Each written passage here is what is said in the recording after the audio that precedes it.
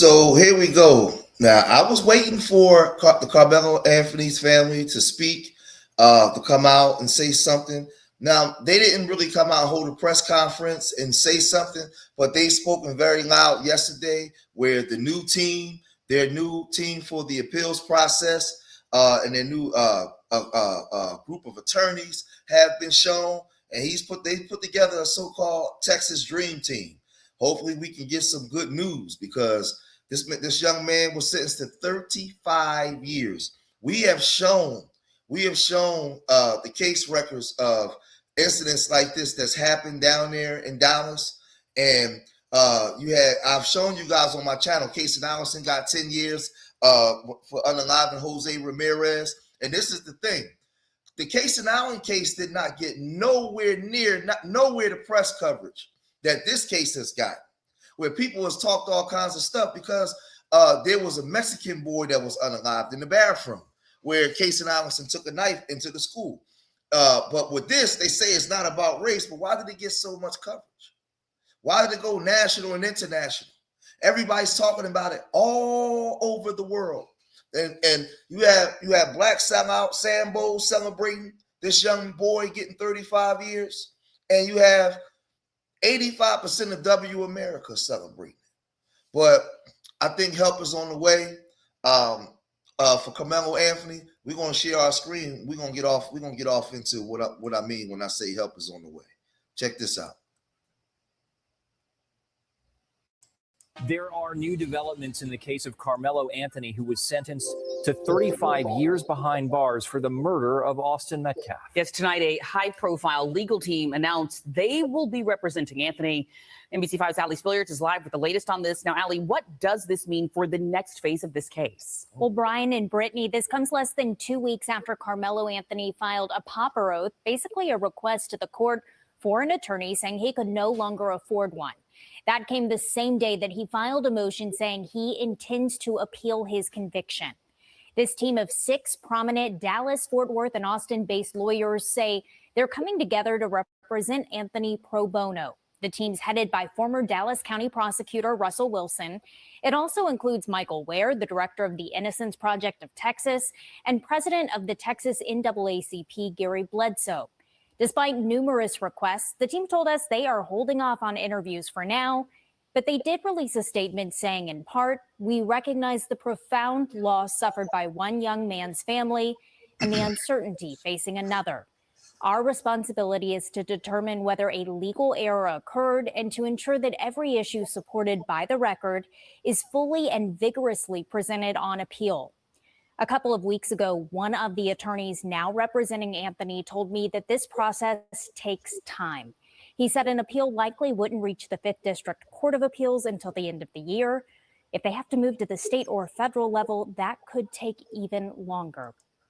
So this is the thing. So me being in trouble with the law before I understand the language that she's using now, what that means that the reason why they didn't release that video, and it took them so long to release the video, because they knew that Austin and his brother Hunter had some guilt, but they was being racist and they wanted to find him guilty. They do this in states all across America to Black people all the time. So by the time this process is over, family, they'll get about between 3 to 5 years out of him, and they'll get time out of him, because from what we're seeing, because it took them so long, there was room for self-defense. But they went and they gave him as much time, some egregious time, right? They cut off all visual of everything inside the courtroom, right? It's like they went and even doctored up the video. We got people lying on the stand. We got stuff that was kept from the court, right? We got all that kind of stuff. We got 3 Black jurors that wasn't allowed. So he has like 5 or 6 cases for a retrial, right, on appeal. They know that that's going to happen, but they're going to push this down the line, down the process. The same way Casey Allison case took 3 years, this is going to take about 3 years before it really get in court to trial. Maybe or maybe 2 years, and then they'll try to get, if he gets a new trial, it'll be another year after that, and they'll try to get him bail. So this is going to be a process, but they're going to get some time out of this young man, right? They definitely gonna get some time out of him. But let's go over here. You know, like this whole thing just gets crazy, man. This whole thing just gets crazy, bro. So it says Carmelo Anthony bringing out the legal big guns to pursue appeal, right? So that's the image of Carmelo Anthony. The fight for Carmelo Anthony's freedom is heading into the next round of a new group of heavyweight attorneys are now leading his effort to overturn his murder conviction, right? A team including Texas NAACP President Gary Bledsoe, veteran appellate lawyer Russell Wilson II, and civil rights attorney Brooke Claus announced Monday it has taken over the Anthony's case and will conduct an independent review on the trial record while pursuing all available avenues of the appeal. Now, these people would not take over that appeal if they didn't think that there was discrepancies in the case. I best believe they went over all the paperwork and transcripts, and they saw a whole lot that said, "Oh, wait a minute, hold on, Kemosabe, this ain't right. We're gonna go. We got to show up and show out for this young man, right?" As TMZ previously reported, Anthony was convicted of unaliving Austin Metcalf and sentenced earlier this month to 35 years in prison. He signed. He has signaled he wasn't done fighting the case almost immediately, filing a notice of appeal less than 24 hours after his conviction, right? The newly assembled legal team says its focus will be determining whether any errors occurred during the proceedings, raising any issues it believes could support overturning the conviction. The lawyers say they're taking a fresh look at the case, and they also acknowledge the toll the case have taken on both families, right? So we basically know all what the what it stemmed from. So let's go over here, right? Let's go over to this side. Let's get a good look at the actual lawyers, right? So this here is Gary Bledsoe. This is Russell Wilson. The second, this is Michael Ware. This is Sean DeMera. This beautiful woman right here is Brooke Claus, and this is Justin A. Moore, right? So he has a whole team. That's coming out, man, to help him, right? But you know what's sad?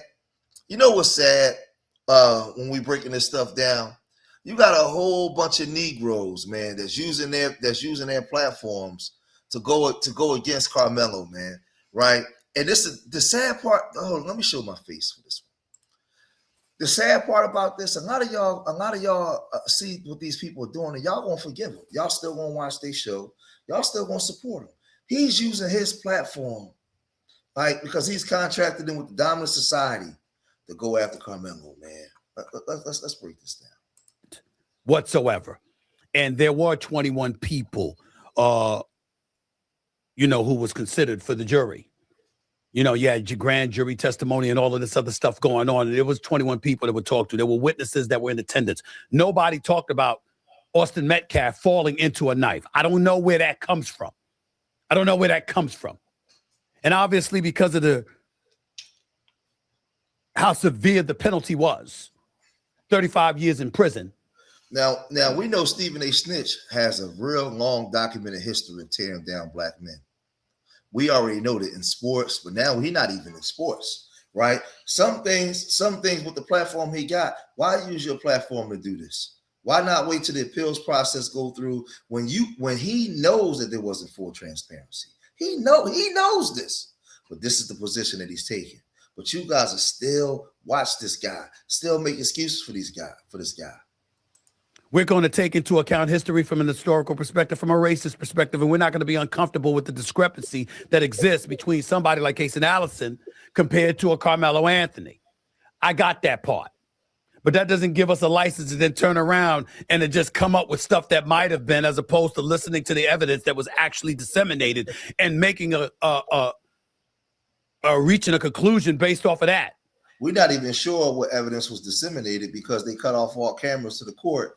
And we don't even know if it was full transparency. That's why you have a whole bunch of people wanting to take a fresher look, because they know about the racism in that county, right? You know about it, but you just a certified bootleg. Carmelo Anthony was quoted as saying to Austin Metcalf, put your hands on me and find out what's going to happen. To be clear, he was in a tent because it was raining outside at a track meet. And he was in a visiting team's tent, not his own. And Austin Metcalf was one of the people that walked up to him and said, yo, man, you need to go to your own spot. You don't need to be up in here. And according to witnesses and Karmelo Anthony himself, he said, put your hands on me and see what's going to happen. According to a coach in the aftermath of the incident, he walked up to Karmelo Anthony and asked him what happened. And Karmelo Anthony said, hey, he put his hands on me, so I stabbed him. So he told you what he was going to do before he did it. You know what's funny? What he's doing? He knows there's way more to the story than that. He's not using this platform to show the video of the tussle. He's not doing nothing to show, well, let me give you the other side. None of that. He's running straight with the W folks narrative, man. Straight with it. That's what he's doing. Because there's way more to it than just that. He's not mentioning that Karmelo Anthony was sitting down the whole time and he was actually attacked first. He ain't saying none of that. He's using this major platform that he has to totally denigrate this boy. And he ended up doing it. And now we're hearing all of these conspiracy theorists coming out here talking about this stuff, ignoring the evidence. Now, so everybody black that's bringing out other evidence, we are all conspiracy theorists and we're ignoring the evidence. So we're ignoring that they put the 3 jurors off. We're ignoring that Eddie lied on the stand. We're ignoring that they doctored up the video and it took them a whole year to bring the video out. And when you look at it, you can see that there was some tussling. We're ignoring all that. We're being conspiracy theorists. This is your man's. again, Officer Tatum, I'm not going to go your route because we can simply disagree. We don't have to engage in insulting anybody here.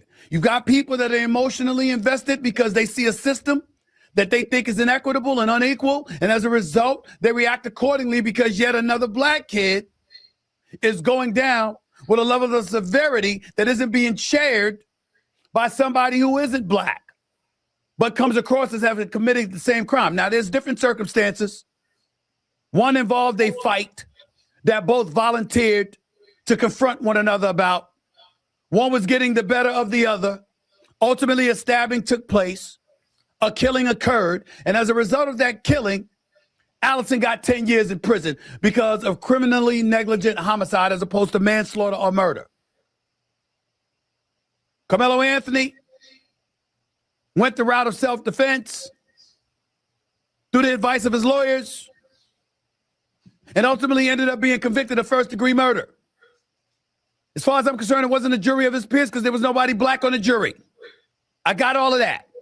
There's nobody black on the jury. That's not a jury of your peers, even though there's no law that stipulates your peers means that your ethnicity has to be shared. I do understand that. But I think it would be nice if you're going to call it a jury of your peers, that it needs to be some people up there that look a little bit like you, that shares your pigmentation, your hue, your ethnicity. I think that's fair, in my opinion. But again, no laws were violated in terms of the makeup of that jury. Having said all of that, the reason why this point is relevant right now is because of a very uncomfortable truth. Here we go. The uncomfortable truth is that, once again, we find ourselves dropping the ball, a little bit, dare I say. No, we ain't. He about to say His something. lawyer, who was that going to be? Did we do our due diligence? The makeup of the jury, did we do our due diligence? The charges that were ultimately going to be filed against him, what he was indicted for, what he was going to be prosecuted for. Did we have the right people in place to make sure that that wasn't putting Karmelo Anthony at a considerable advantage? Did we do all of those things? He's saying that we do all those things, but look what he's using his platform for. He didn't use his platform to help with the major platform that he has. Not one time in this conversation has he said one time that I don't think that it was first-degree murder. It could have been manslaughter or criminal neglect, right? Negligent homicide. He didn't say any of those things. He's speaking as if he's guilty, as he agrees with everything that happened in the court. This guy is the ultimate hypocrite.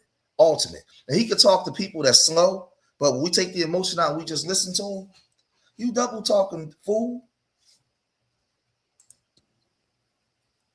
Or were we a bit late to the party in that regard?